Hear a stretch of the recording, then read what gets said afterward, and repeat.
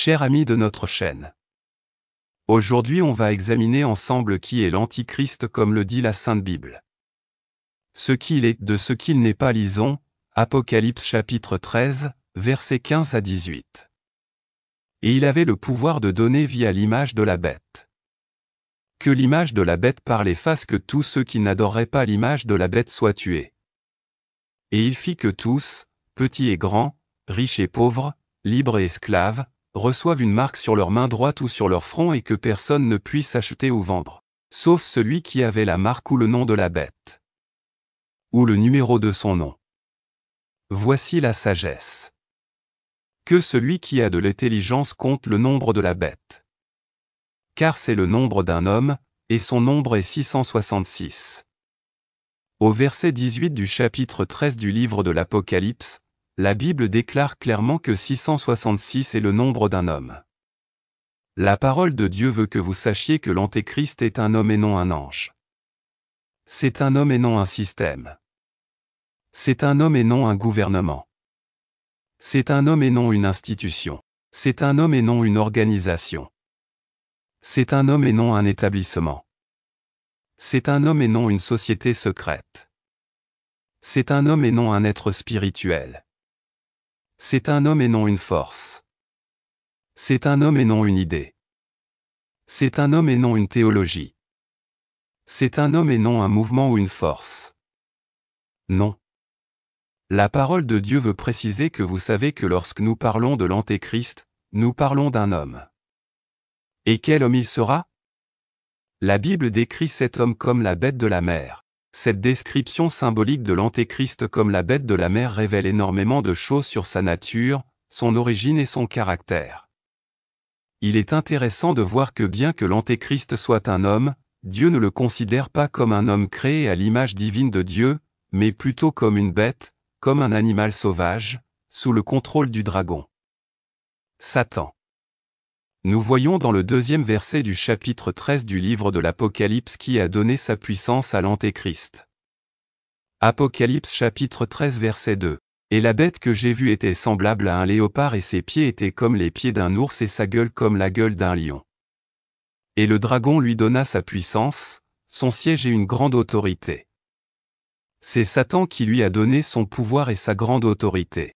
Beaucoup de gens sous-estiment grossièrement le pouvoir et l'autorité de Satan. Tout d'abord, établissons quelque chose d'important. La Bible fait souvent référence à Satan comme un dieu de notre époque. Nous voyons cela dans 2 Corinthiens chapitre 4 verset 4 ou dans le prince de la puissance de l'air. Nous voyons cela dans Éphésiens chapitre 2, verset 2. Ces désignations donnent un aperçu de l'autorité et de l'influence temporaire de Satan dans le domaine terrestre. L'épître de Jean affirme même le premier chapitre 5 de Jean, verset 19. Nous savons que nous appartenons à Dieu et que le monde entier est sous la domination du méchant.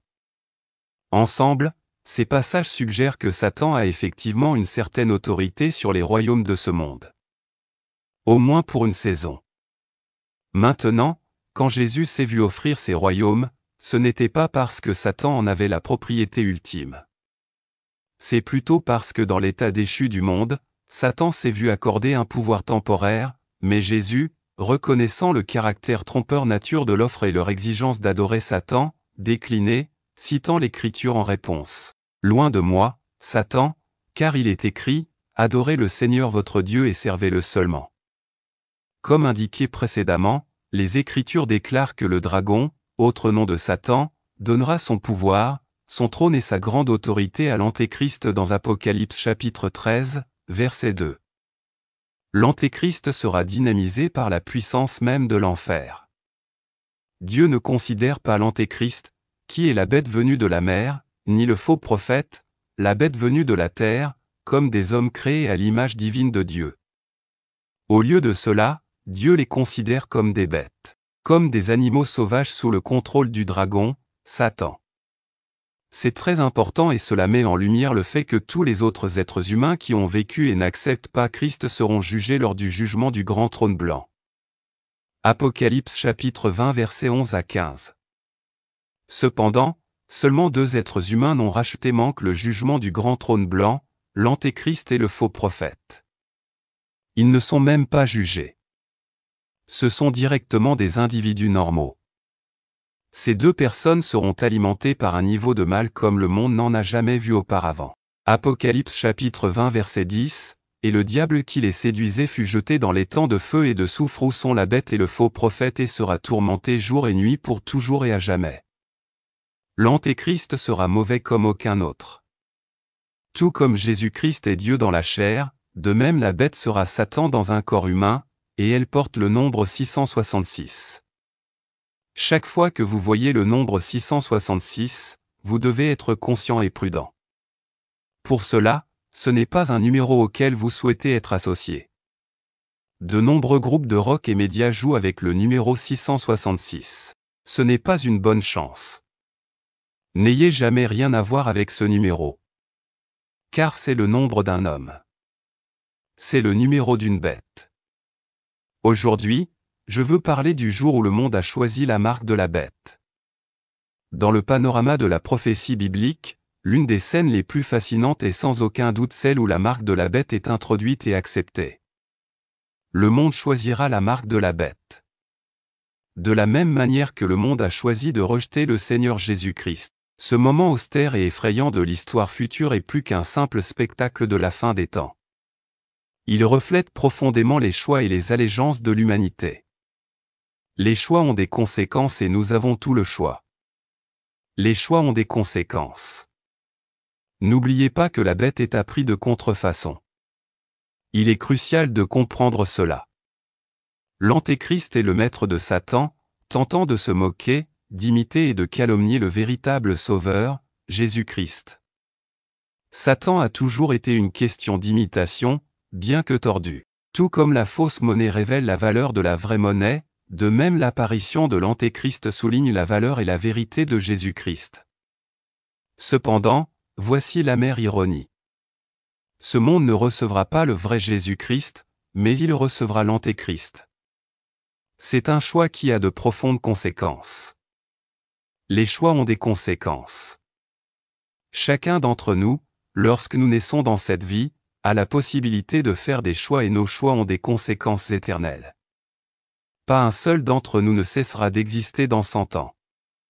Ou dans 1000 ans. Les choix que nous faisons sont éternels. Les choix ont des conséquences. Nous vivons dans un monde qui tente d'édulcorer, un monde qui tente de brouiller les lignes, un monde qui tente de cacher le fait que les choix ont des conséquences. Bien que la marque de la bête ne soit pas en vigueur aujourd'hui, vous et moi avons un choix à faire. C'est soit Jésus-Christ, soit l'Antéchrist. D'une manière ou d'une autre. Il n'y a pas de juste milieu. L'époque où le monde a rejeté Christ est celle où le monde a accepté tacitement, peut-être sans le savoir, l'Antéchrist et les marques de sa domination. Le jour où le monde a choisi la marque de la bête n'a pas été un saut soudain dans les ténèbres, mais le point culminant de nombreux choix faits dans le rejet de la lumière du monde. Vous voyez, si nous rejetons Jésus-Christ, il est presque inévitable que nous acceptions l'Antéchrist. On ne peut pas simplement rester neutre sur des questions d'importance éternelle. Lorsque Jésus a proclamé que celui qui n'est pas avec moi est contre moi, il a présenté une dichotomie qui reste vraie même dans les scénarios de la fin des temps. Lorsque nous repoussons la vérité, il ne reste qu'une seule chose à accepter, la tromperie. Il n'y a pas de juste milieu. Lorsque nous repoussons la vérité, il ne reste qu'une seule chose à accepter, la tromperie. Il n'y a pas de juste milieu, et comment ce monde a repoussé la vérité qui est le Seigneur Jésus-Christ. Le monde a rejeté la vérité de Jésus-Christ, mais tragiquement, le monde croira au mensonge de l'Antéchrist. C'est comme si la boussole spirituelle de l'humanité, ayant perdu son vrai nord, nous serions trop disposés à suivre un faux sondage magnétique et comment ce faux sondage magnétique se produira. Le monde n'aura jamais vu quelqu'un comme l'Antéchrist, les gens l'aimeront et l'adoreront. Et ceux qui ne l'aiment pas et ne l'adorent pas seront contraints de l'adorer. De plus, considérez la profondeur de la tromperie, le monde n'adorera pas Christ, celui qui a porté ses péchés, celui qui a porté la couronne d'épines et a accordé gratuitement sa grâce. Pourtant, ils s'inclineront devant l'Antéchrist, l'incarnation de tout ce qui s'oppose à la grâce, à l'amour et à la vérité. Cela me rappelle les paroles de Jésus dans Jean chapitre 5 verset 43. Je suis venu au nom de mon Père et tu ne m'acceptes pas. Mais si quelqu'un d'autre vient en son propre nom, vous l'accepterez. L'essence de ce verset met en évidence la façon dont les choix ont des conséquences. Les choix peuvent soit conduire à la vie, soit provoquer une calamité, en particulier une calamité éternelle. Le choix du monde de rejeter Jésus-Christ Dieu incarné, l'incarnation de l'amour, de la grâce et de la vérité, ouvre la porte à un substitut qui est aux antipodes. L'Antéchrist qui incarne la haine, l'anarchie et la tromperie. Le jour où le monde choisira la marque de la bête ne sera pas simplement un jour aux conséquences temporelles. Cela révélera les conséquences éternelles des choix que les humains ont faits depuis le début. En rejetant le Christ, l'humanité laisse essentiellement un vide.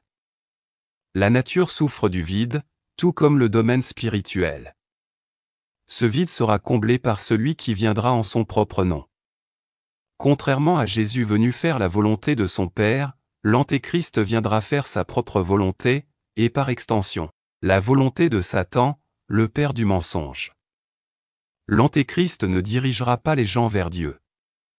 Au contraire, il montrera les gens vers lui-même et exigera qu'on l'adore pour lui-même. Le monde serait tellement trompé qu'il croirait que c'est un acte raisonnable et nécessaire. L'acceptation de l'Antéchrist et de sa marque sera le point culminant des choix de l'humanité contre Dieu. Point culminant de la rébellion, summum de l'illusion collective. Le jour où le monde choisira la marque de la bête sera un jour marqué par un aveuglement spirituel sans précédent. Un aveuglement qui aurait pu être évité si le monde avait accepté Jésus, la lumière du monde.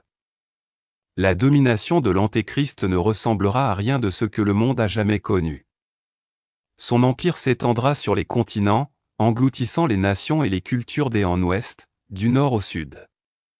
Aucun coin de la terre ne restera épargné par son influence omniprésente.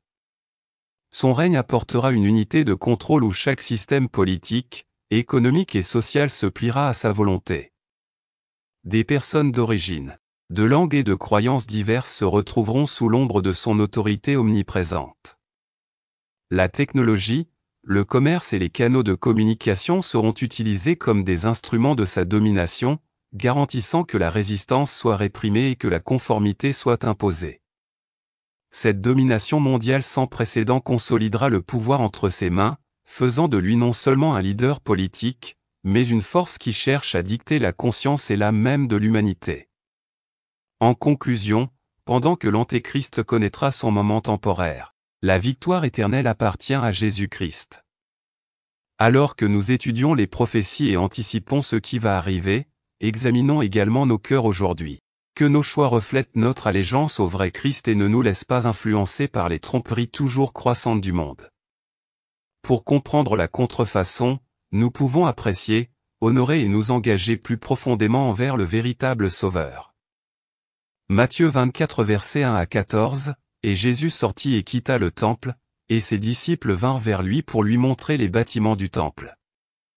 Et Jésus leur dit, « Ne voyez pas toutes ces choses en vérité, je vous le dis. Il ne restera pas ici pierre sur pierre qui ne soit renversée. » Et comme il était assis sur le mont des Oliviers, les disciples vinrent vers lui en privé pour lui dire, « Dis-nous quand ces choses arriveront et quel sera le signe de ton avènement et de la fin du monde. » Et Jésus répondit et leur dit, « Prenez garde. Que personne ne vous séduise. Car beaucoup viendront en mon nom, disant que je suis le Christ. Et vous en séduirez beaucoup, et vous entendrez parler de guerre et de rumeurs de guerre. Veillez à ne pas vous troubler car toutes ces choses doivent arriver, mais la fin n'est pas encore. Car nation s'élèvera contre nation et royaume contre royaume, et il y aura des famines, des pestes et des tremblements de terre en divers lieux. Tout cela est le début des chagrins. Alors vous livreront-ils pour être affligés et vous tueront-ils? Et vous serez haïs de toutes les nations à cause de mon nom.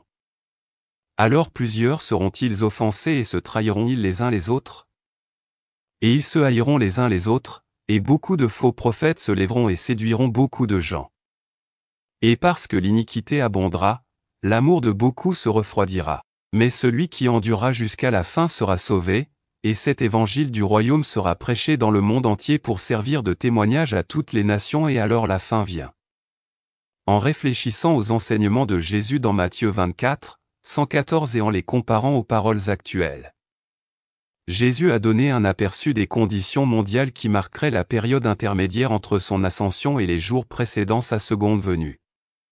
Ces descriptions, cependant, résonnent profondément avec notre monde actuel. C'est presque comme si on nous tendait une lentille spirituelle, nous permettant de voir notre monde à travers les révélations prophétiques de Jésus. À mesure que nous comparons l'actualité avec ces paroles, cela devient clair. Nous nous rapprochons de l'accomplissement de Matthieu 24, 1 à 14. Guerre et rumeurs de guerre, allumez les informations, et les reportages sont inondés de nations se soulevant contre les nations. Les royaumes sont en conflit les uns avec les autres, la famine, les rapports mondiaux montrent que de nombreuses régions sont aux prises avec la pénurie alimentaire et la malnutrition. Les tremblements de terre et les activités sismiques deviennent plus fréquents avec des tremblements qui secouent des régions du monde autrefois considérées comme stables. Pourtant, il est crucial de comprendre qu'aucun de ces événements isolés n'indique à lui seul le retour imminent du Christ. Au lieu de cela, il dresse collectivement un tableau plus large. Lorsque Jésus qualifie ces événements de début de chagrin, il en fournit une illustration frappante. La phrase originale peut être assimilée au début des douleurs de l'accouchement. Toute personne familiarisée avec la naissance comprend la nature des contractions. Elles commencent doucement, puis augmentent en fréquence et en intensité à mesure que la naissance approche. En faisant ce parallèle, il ne faut pas chercher un seul événement monumental signalant le retour de Jésus.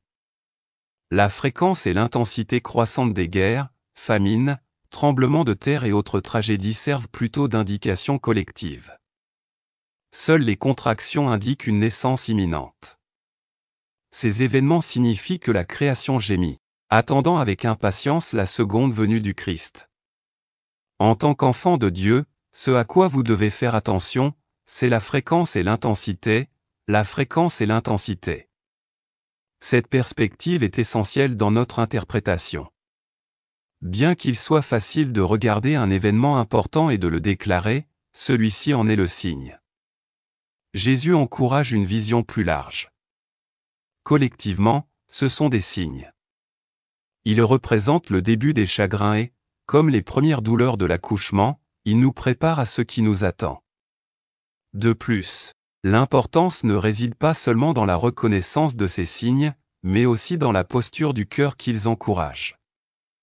Si nous croyons vraiment que nous vivons au début des chagrins, cela devrait susciter une urgence dans nos cœurs, une urgence que le temps presse.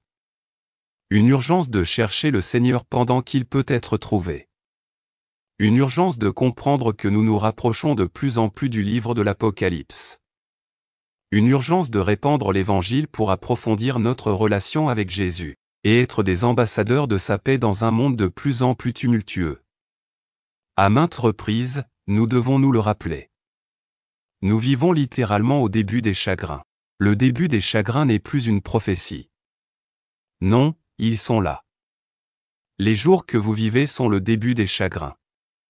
Les jours dans lesquels vous vivez sont la fin des temps. Les jours dans lesquels vous vivez sont prophétiques. Les jours dans lesquels vous vivez sont des carrefours d'éternité. Les jours dans lesquels vous vivez sont le déroulement de la révélation. Les jours dans lesquels vous vivez témoignent de la vérité annoncée. Les jours dans lesquels vous vivez sont les dernières pages de l'histoire terrestre. Chaque gros titre, chaque tragédie et toutes les perturbations mondiales ne devraient pas nous pousser à la peur, mais à une foi plus profonde. C'est un appel à comprendre le temps et à reconnaître la main souveraine de Dieu qui guide les événements mondiaux. Ne soyez pas surpris de ce qui se passe dans notre monde. Jésus nous a dit que cela arriverait. Oui. Les chagrins sont réels. La douleur, la souffrance et le chaos sont palpables. Mais qu'il nous rappelle que ce ne sont là que des débuts, tout comme les douleurs de l'accouchement culminent finalement dans la joie de la nouvelle naissance. Ces tristesses indiquent l'espoir du retour de Jésus et l'établissement de son royaume éternel. Il est facile de regarder le monde et de croire que tout est hors de contrôle. Mais je voudrais te rappeler, mon ami, que nous servons un Dieu vivant, un Dieu souverain. Tout n'est pas hors de contrôle. Il travaille toutes choses selon le conseil de sa propre volonté. Dieu est aux commandes. Beaucoup. Jésus a clairement indiqué que toutes les choses énumérées dans Matthieu 24 feront partie des temps périlleux du dernier jour. Vous entendez constamment des rumeurs de guerre. Vous entendez constamment parler de personnes qui meurent et vous ne savez pas quoi faire. Vous avez l'impression de ne pas être en sécurité. Vous avez l'impression que vous ne pouvez plus supporter ces maux dans le monde. Vous avez l'impression que le monde et ses dirigeants deviennent de plus en plus méchants de jour en jour. Jésus a dit, vous ne devriez pas vous décourager à cause de cela. Il a dit que vous ne devriez pas vivre dans le pays dans lequel vous vivez, ne vous découragez pas, ne vivez pas dans la peur. Rappelez-vous que Dieu est toujours sur son trône. Et tant que Dieu est toujours sur son trône, vous n'avez pas à avoir peur. Vous n'êtes pas obligé de vivre dans la peur. Dieu vous regarde. Tout ce que vous dites, tout ce que vous faites, Dieu vous regarde. Chaque mouvement que vous faites, chaque pas que vous faites, Dieu vous regarde, pas une seconde ne passe sans que Dieu n'ait les yeux sur vous. Dieu vous surveille où que vous soyez en ce moment et quoi que vous fassiez, sachez-le.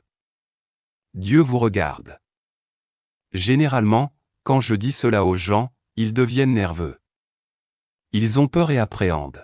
Mais le problème est qu'ils considèrent toujours Dieu non pas comme un père, mais comme quelqu'un avec qui ils sont en inimitié. Si vous êtes né de nouveau, le fait que Dieu vous regarde ne devrait pas susciter la peur dans votre cœur, mais devrait vous apporter la paix. Une pièce qui dépasse tout entendement, une pièce qui ne vient pas de ce monde.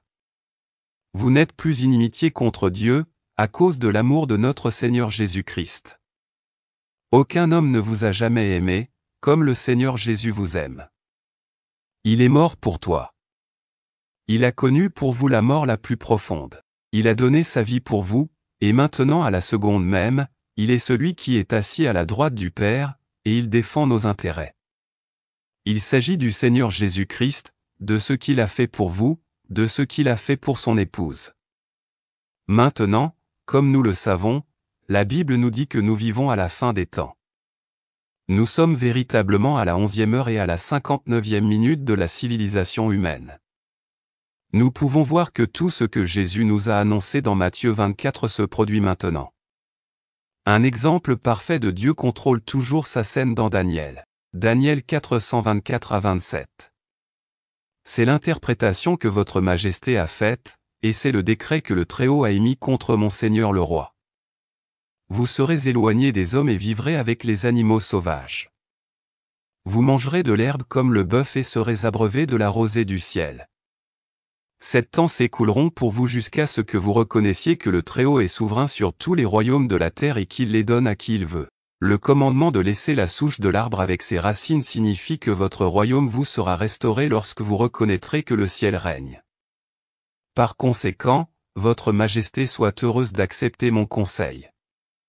Renoncez à vos péchés en faisant le bien et à votre méchanceté en étant bon envers les opprimés. Il se peut qu'alors votre prospérité perdure. Pouvez-vous imaginer ça? Nebuchadnezzar était un roi qui prenait souvent gloire et adoration pour son empire.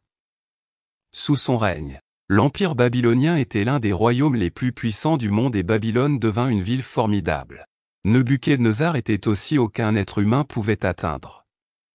Tout le monde et tout était en dessous de lui. Il avait tant de ressources à sa disposition et il en reçut gloire et adoration. En ce qui concerne Nabuchodonosor, il n'y avait personne de plus haut que lui. Mais Dieu a humilié cet homme. Et pendant 7 ans, il a été mis à 4 pattes et a dû manger de l'herbe comme un animal sauvage. Ce n'est même pas la partie impressionnante. Le contexte est que lorsque cela s'est produit, Israël était encore sous la direction de son empire. Mais Dieu a réduit l'empereur pour montrer qu'il est toujours aux commandes. Nabuchodonosor était connu comme le destructeur des nations, mais il en était réduit à manger de l'herbe. Je dis tout cela pour souligner le fait que Dieu est toujours aux commandes, quelle que soit la direction que prend le monde. Nous avons un Dieu au ciel qui est grand et responsable, quelle que soit la personne qui occupe le siège de l'autorité sur cette terre. En fin de compte, Dieu contrôle, et le Dieu qui contrôle est le Dieu qui vous surveille. Vous n'êtes pas obligé de vivre dans la peur. Dans votre propre vie, quelle que soit la direction que prend votre vie, rappelez-vous que Dieu est toujours aux commandes. Peu importe qui vous a trahi. Il se peut même que ce soit votre femme ou votre mari qui vous ait trahi. Mais rappelez-vous, Dieu est toujours aux commandes. Joseph a été trahi par ses frères, mais qui contrôlait? Dieu. N'est-ce pas merveilleux que Dieu vous regarde? Celui qui contrôle en fin de compte s'intéresse à votre vie et à celle de votre famille. Celui qui vous aime s'intéresse à votre vie. Que doit-il faire de plus pour vous montrer qu'il vous aime? Il est la raison pour laquelle vous allez au paradis. Vous n'allez pas au paradis parce que vous êtes une bonne personne. Il y a beaucoup de bonnes personnes en enfer en ce moment, être une bonne personne morale ne vous amène pas une seconde au paradis. Vous n'irez pas au paradis à cause de la somme d'argent que vous avez donnée. Vous n'irez pas au paradis à cause du nombre de personnes que vous avez aidées. Votre nom de famille, le temps que vous passez à prier ne feront rien pour vous. Le nombre de services religieux auxquels vous assistez ne vous aidera pas. La vraie raison pour laquelle vous allez au paradis est à cause d'un homme qui est venu sur cette terre. Il y a 2000 ans et Jésus mort pour vos péchés, pour mes péchés, pour nos péchés. Nous méritons l'enfer. Nous méritons une destruction éternelle. Nous méritions de connaître toute la colère de Dieu sans limite. Nous méritons d'être à l'endroit où l'homme riche est allé dans l'histoire de l'homme riche et de Lazare. Nous méritions d'aller dans ce lieu de pleurs et de grincement de dents. Mais la Bible nous dit dans Jean 3 verset 16 que Dieu a tant aimé le monde qu'il a donné son Fils unique afin que quiconque croit en lui ne périsse pas, mais qu'il ait la vie éternelle. De Dieu qui nous a sauvés de l'éternité de l'enfer. Jésus est venu et a payé le prix. Trop souvent, nous ouvrons les informations et voyons tout ce qui se passe dans le monde, et tout ce que nous voyons, ce sont des temps périlleux. Je suis ici pour vous rappeler que Dieu est aux commandes. Vous n'avez pas besoin d'avoir peur ou de vivre dans la peur. Celui qui contrôle en fin de compte veille sur vous. Alors que le début des chagrins se dévoile, n'ayez pas peur. Sachez que vous servez un Dieu vivant. Alléluia, Amin. Que la paix de Dieu soit avec vous tous.